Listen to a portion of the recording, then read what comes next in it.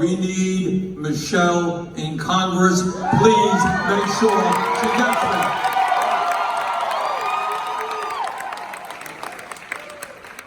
Look, here is the story, and it's not complicated. What politics is all about is which side are you on. You could be on the side of billionaires who want more tax breaks, or you could be on the side of working people who want a decent life. And that's what this campaign here is about and what it's about nationally. Now, whether you live in Vermont, and I'm going to be back in Vermont tonight with my heavy coat on, or whether you live in McAllen, in many ways the issues are exactly the same. And what are the issues? The issues are if you work 40 hours a week, you deserve a living wage. Raise the minimum wage.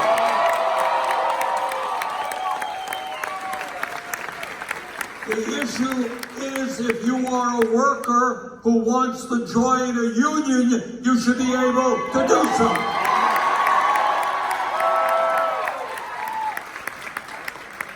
And I'll tell you what the other issue is here, and that is that health care is a human right, not a privilege.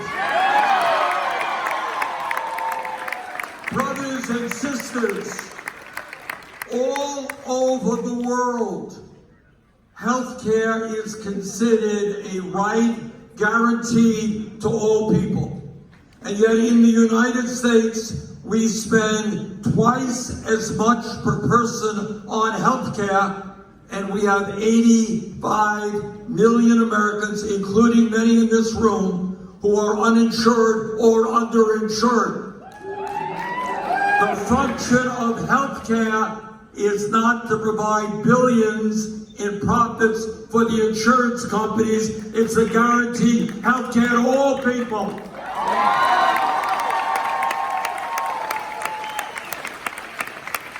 It is not a radical idea, and I want you all to understand it. I live 60 miles away from the Canadian border. Canada, you end up in the hospital for 3 weeks with a major operation. Do you know what the bill is when you leave? Zero. You go to the doctor, you don't have to take out your wallet. Healthcare is available to all. That is the case in many countries all over the world. We are the wealthiest country in the history of the world. If other countries can guarantee healthcare to all people, so can the United States. Let's do it.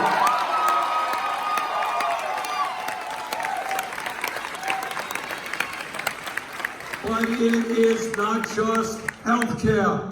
It is the high cost of prescription drugs. You got a pharmaceutical industry that is ripping off the American people, charging us, in some cases, 10 times more for the medicine that we need. Michelle is going to join me and have the guts to take on the greed of the drug companies and low prescription drug costs.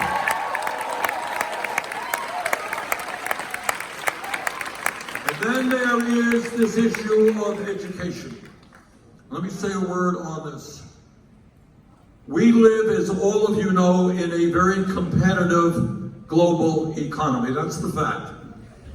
Now, 30 or 40 years ago when I was a kid, if you had a high school degree, that was good enough. You can go out and get yourself a decent job, you can make it to the middle class. In many cases, that is not the reality today. Our people need a higher education in order to deal with the advanced technology that is taking place. In America today, we got hundreds of thousands of bright young people who want to get a higher education. They want to go to a trade school. They want to advance themselves to make it into the middle class, but they're scared to death when they leave school, they'll be $50,000 in debt. That is not what America is supposed to be about. I grew up in a family that had no money. I lived in a rent-controlled apartment. And back then, believe it or not, There were public colleges and universities that were tuition-free, some of the best in America. If 50 years ago we could have public colleges and universities tuition-free, we can do it today, and that's what Michelle believes, and what I believe.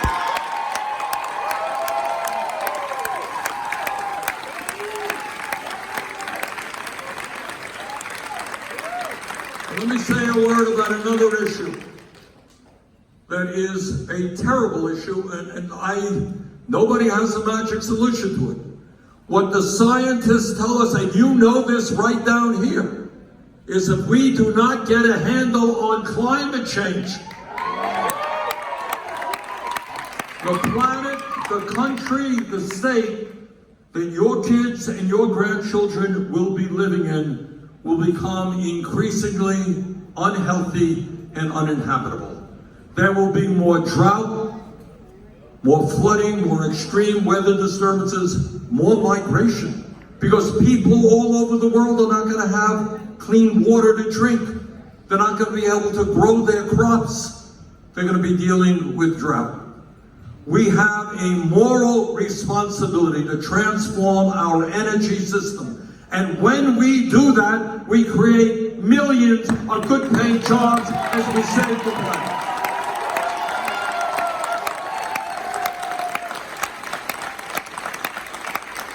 There's another issue out there which maybe is the most important of many other issues. And that is, we have right-wing extremists in this country led by Donald Trump who are trying to undermine American democracy.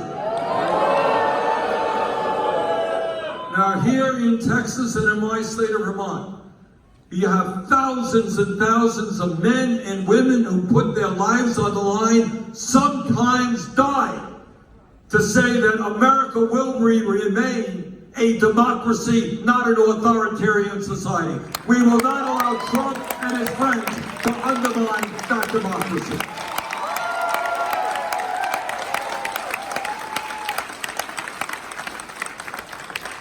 Now, I don't have to tell anybody here the nature of the economy in America today. You got two different economies. On one hand, you have the people on top who have never done better in the history of America. We now have more income and wealth inequality than we have ever had. 3 people in America now own more wealth than the bottom half of American society. Can you believe that? During this terrible pandemic, which has taken over 1 million lives in our country, millions and millions of people got sick, tens of thousands of workers died because they had to go to work. They didn't have a choice about whether they would sit home in their office with their fancy computer. They had to go into a hospital. We lost 5,000 nurses. They had to work in a warehouse. They had to work in a meat packing plant. They had to work with people who were next to them. Tens of thousands died because they didn't have any choice, but they had to feed their families. And at the same time as workers died, the billionaire class saw a $2 trillion increase in their wealth. If you are a worker in America today for a large corporation, know that the CEO of that corporation is earning 400 times what the worker is earning. And as a result of inflation, many working people are falling further and further behind. And I want to say a word about this inflation, because Republicans are going around and they're saying inflation is a serious problem. It is. A lot of people are hurting. Gas prices, food prices, drug prices, whatever it may be. What they don't tell you is what the causes of inflation are. They want to blame Joe Biden, they want to blame Bernie Sanders for inflation. Well, we have got to explain basic economics 101 to them. And that is, inflation is not just an American issue. In the United Kingdom, inflation is 10%, 2 points higher than it is in America. In Europe, it's 11%, we're at 8%. The causes of inflation are the pandemic and the breakdown of supply chains, raised prices. The causes of inflation are the terrible, terrible war, Russian invasion of Ukraine and all that that has done. But there is another cause of inflation which Republicans in a million years will never talk about it. And the major cause of inflation today, the reason why prices at the gas pump, in the grocery store are soaring, is because of corporate greed.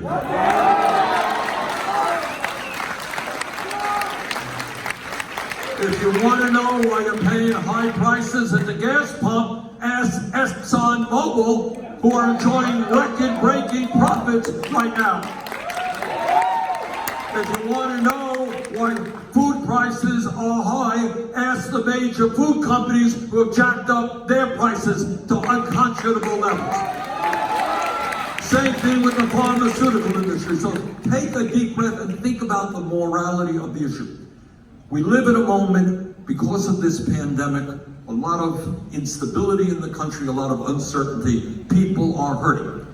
You got the war in Ukraine, you got the breakdown of supply chains, and what corporate America is saying, not how can we help working people? How can we lower prices in this country to make things more affordable? What they are saying, the guy from ExxonMobil was pretty honest about it, this is an opportunity to raise prices as high as we can.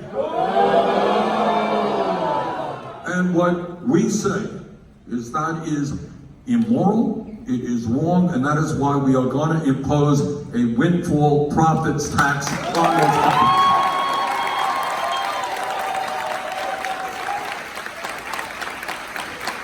I want to say this as well. Republicans go around and they're saying the cause of inflation is the large amount of federal spending with the American Rescue Plan. And as the chairman of the Senate Budget Committee, I helped write that bill. So I know a little bit about it. Now, I want you all to think back 2 years ago. We were a country without vaccines. Thousands of people every day were dying. People by the millions were losing their jobs. Remember that? Yeah. And what the President of the United States and what Congress did without one Republican vote is what we said is, you know what? When working people are struggling, when hunger in America is on the rise, when people are worried about being evicted from their apartments because they can't afford to pay the rent, you know what? Yes. We will provide $1,400 for every man, woman, and child in this country. And I don't apologize for that.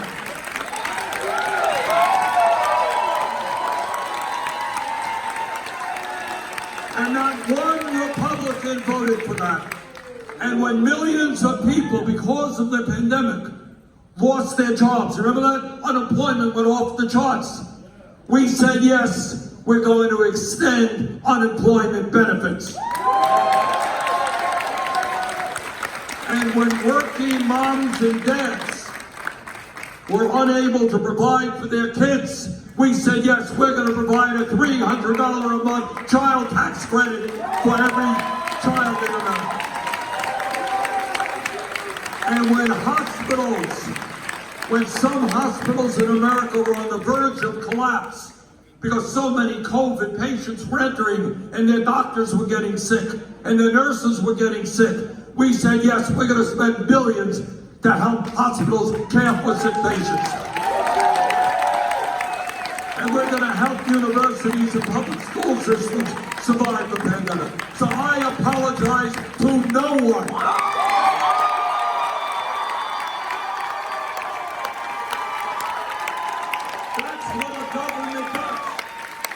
That is what a government does in a democratic society. When people are hurting, the government says, we are in this together.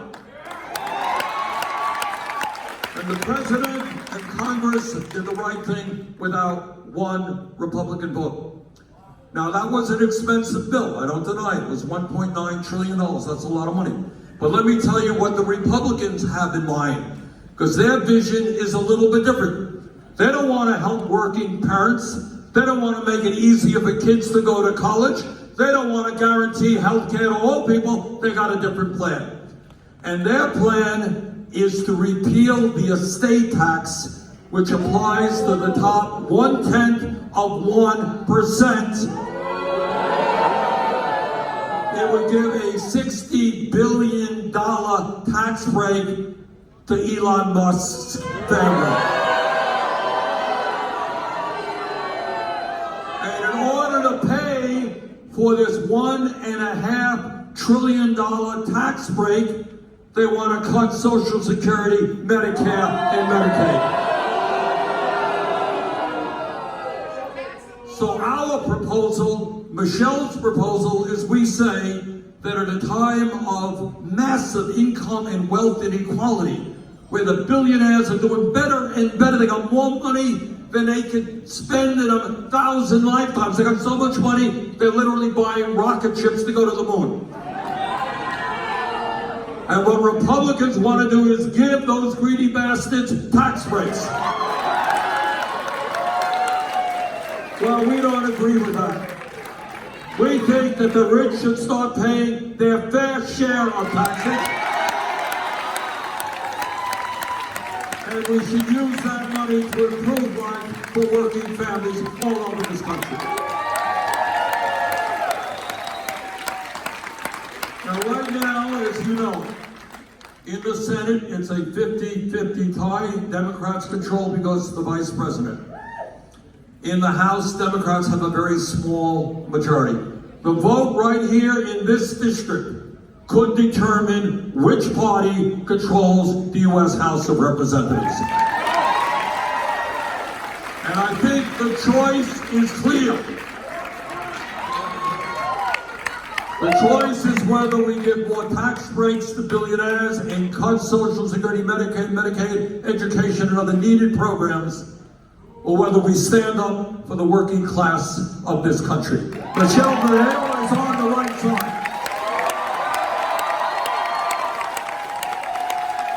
So brothers and sisters, in the next week or so, please do everything you can, not only make sure that you all vote, bring out your friends and your relatives and your uncles and your aunts and everybody else, bring them out. This could be a very, very close election. We desperately need Michelle in the Congress. Let's go out, let's do it, let's win this thing. Thank you all very much.